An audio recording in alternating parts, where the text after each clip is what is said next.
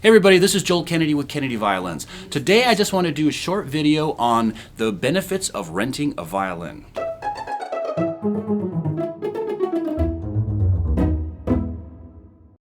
Now, for the most part, most kids are renting violins from their school, or they're just renting them because they're in a school program or something like that, right? And so that's the bulk of people who are renting violins. But there's very good reasons and benefits for all people to be renting violins, and including adults and children of different ages. So today, I'm just going to talk about three of the main reasons why you may want to rent. Now, number one is probably the most obvious one. It's a very inexpensive way to play an instrument because you don't know what your commitment level is. So whether it's you as an adult or whether it's a kid, you can rent an instrument for 6 months or a year or something like that. And it's just, it's an easy way not to commit to the full purchase price of a violin. Now, number two is it could be a really good way to budget your money in maybe tighter times. Right? So there's two circumstances where this kind of comes up. So number one, let's say your child has already been playing the instrument, they're already taking lessons, and they need, a larger instrument or something. Well, maybe if it's, not economically conducive to do so, you might have difficulty getting that instrument that they need, and you don't want to stop their lessons, you don't want to stop their practice because, that kind of pauses them and they might lose interest, they'll get out of the habit or whatever. So a rental could be a really good way to fill that gap. Another reason would be, let's just say you want to start a string instrument right now. Okay, so you don't want to wait till all the stars align. You could just rent for now, and then when the stars do align, then you'll have the funds and you can go ahead and commit to an instrument purchase. Now, the third primary reason could be that, let's say you're a former musician, you're probably an adult, you've played a different instrument than a stringed instrument, and you want to get into a stringed instrument, but you're not really sure about the world of stringed instruments, right? Maybe you play piano, or maybe you play a band instrument or something like that. Well, getting into a stringed instrument, it's odd, and maybe you've got to get a teacher, maybe you don't, so you don't really want to commit. So renting an instrument could be a really easy way to find out, if it's really right for you. The other reason could be that, let's say you are fairly committed to playing a string instrument, but you don't really know which one.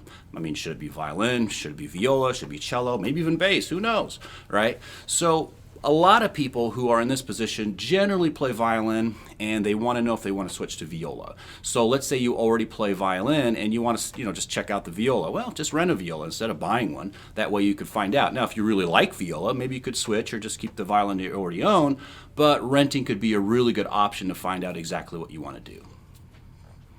Now, there's a couple things that I want to mention that you want to look for in a rental program that's going to probably be important, because there's a lot of people that rent instruments, but you want to make sure that there's a couple different things that you look out for in a rental program that are going to benefit you. Oh, and before I mention all that, I just want to mention, don't forget to like and subscribe. If you like the content, go ahead and hit that like button and subscribe as well. And the faster that people like the videos, YouTube likes that, and they promote the videos. So if you believe that this content is really good, then please like that video as soon as possible and help out the channel.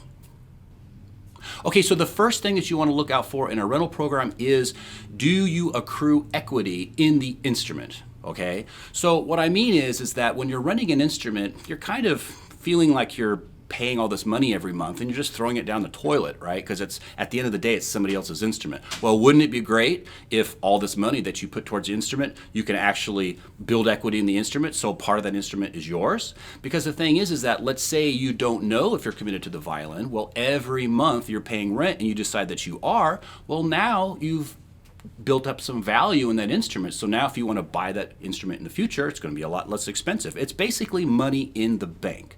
So that's one of the first things that I would look for in a rental program, is make sure that your rental payments go towards the purchase price of an instrument. Okay, so the last thing that you want to look at is, does the rental program have a lot of hidden fees and stuff like that, right? So all rental programs, they will usually have like a restringing fee. So when you turn in an instrument and you get another one, you'll have to kind of pay for the new set of strings you'll have to put on the next instrument.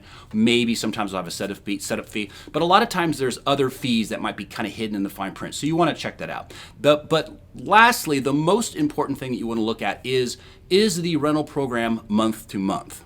Are you obligated to rent this instrument for a long period of time?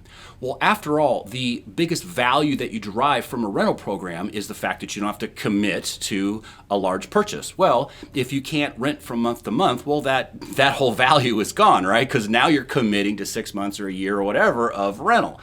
So I would recommend that whatever rental program you choose, just make sure it's month to month.